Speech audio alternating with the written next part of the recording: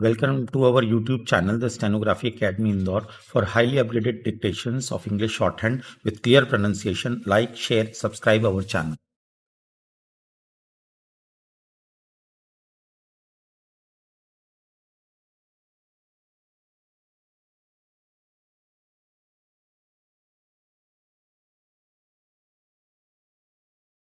Transcription number 77, 80 words per minute. Kindly be ready. 5 seconds left.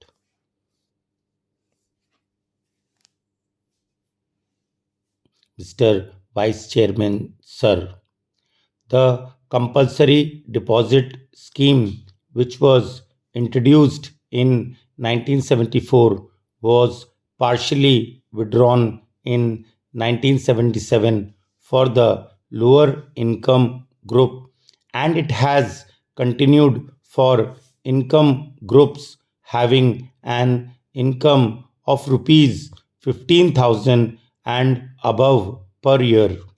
Sir, the objective of the bill is laudable as being anti inflationary and to save what is called conspicuous consumption. But is the government really serious about the whole matter? Sir, it has been reported in the press that the government wants to impound 50% of the dearness allowance due to the central government employees. Why has this dearness allowance become due? It became due from the month of March and May this year because the average 12 monthly index crossed 400 and 408 respectively. Not only that, last month a third installment has become due because the industrial consumer price index has gone up to 453. All this is because the government's policy about controlling the prices has been a complete failure. Without controlling the price line, the government will not be able to achieve anything. It will help neither the country nor the poorer sections of the people. I think this government has not decided what should be its price policy.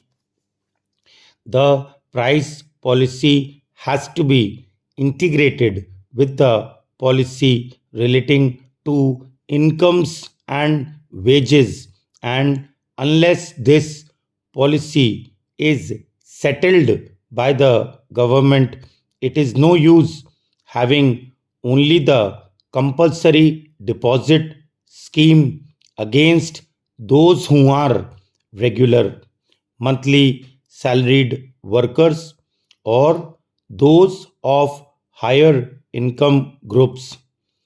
But even though they may be of higher income groups, with the high escalation of costs and the index going up so steeply, their purchasing power is already eroded.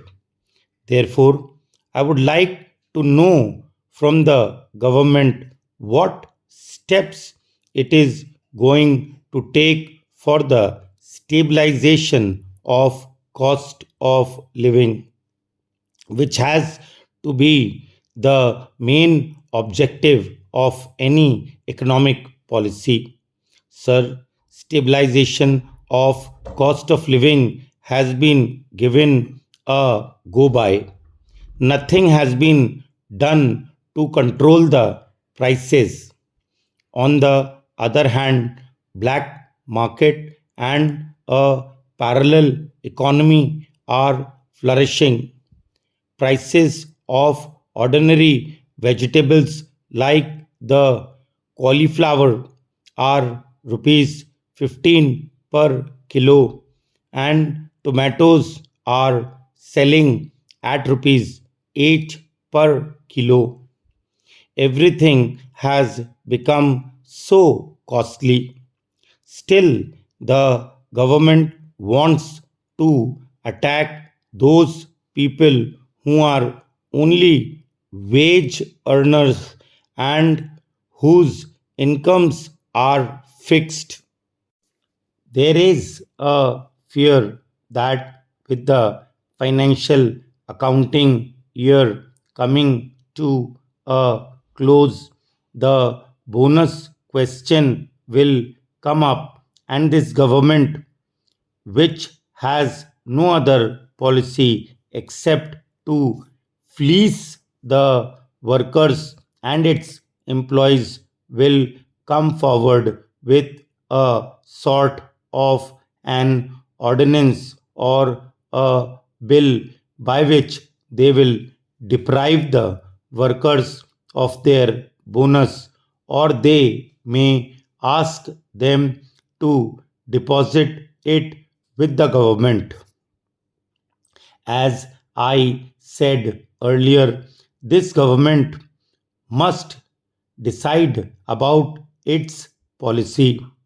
The government must come out with decision to have a national pay policy for all the government servants, including those of the state governments, and therefore it is very essential that a national pay commission should be appointed to decide the policy so that the working classes and employees can cooperate in the economic development of the country.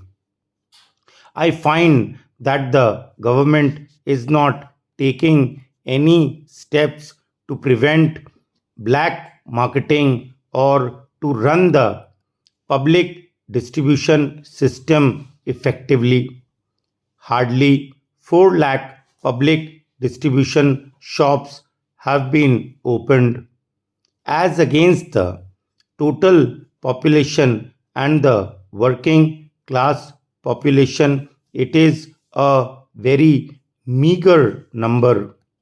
Therefore, the worst affected persons due to the rising prices are the poor people, the toiling masses, and the entire working class.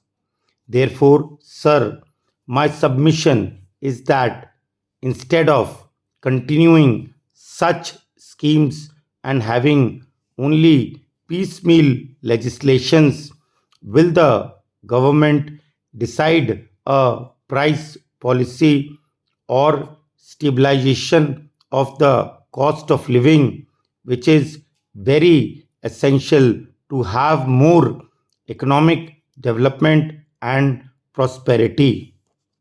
If they really want the employees to be partners in industry, the government must accept in principle that the fruits of prosperity must be shared by the working classes, and therefore the time has come when participation of labor in management has got great importance.